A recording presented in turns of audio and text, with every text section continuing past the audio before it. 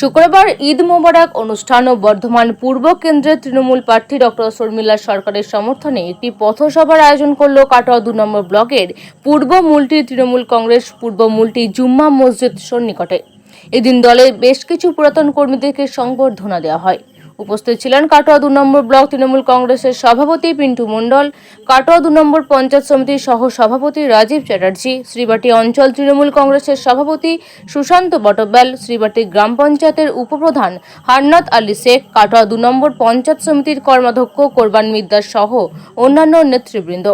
এই সভায় তৃণমূলের কর্মীদের উপস্থিতি ছিল চোখে পড়ার মতো। শ্রীবাটি অঞ্চলের গতকাল যে পবিত্র ঈদ আমরা সকলে মিলে উদযাপন করেছি, সেই ঈদের শুভেচ্ছা বিনিময় এবং আমাদের বর্ধমান পূর্ব লোকসভা কেন্দ্রের প্রার্থী ডক্টর শর্মিলা সরকারের সমর্থনে এই সান্ধ্যকালীন পথসভা আয়োজন। কিরকম আশা রাখছেন আমাদের বুথে কতটা লিড পাবেন?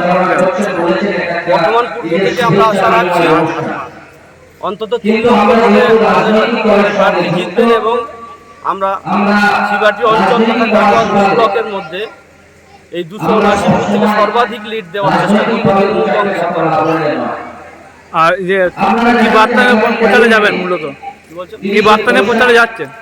প্রচারের বার্তা যাচ্ছে যে এই যে ঈদের আপনার শুভেচ্ছা বিনিময় সর্বধর্ম সমন্বয়ে আমরা সকলকে নিয়ে ঈদের শুভেচ্ছা বিনিময় করছি এবং থেকে আগামী দিনে শান্তির বার্তা দেওয়া হচ্ছে যেন সকলে আমরা মিলেমিশে শ্রীবাটি অঞ্চলের পূর্বদিনের যে লিড লোকসভা নির্বাচনে 2020 সালে সেই লিডকে এবারে নির্বাচনে যাতে আরও বেশি করে ছাপিয়ে যেতে পারি সেই চেষ্টা সকলে মিলে করছি এবং নির্বাচনে তার ফল অবশ্যই আমরা পাবো।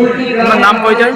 আব্বাস উদ্দিন মল্লিক, 279 নম্বরের বুথ সভাপতি।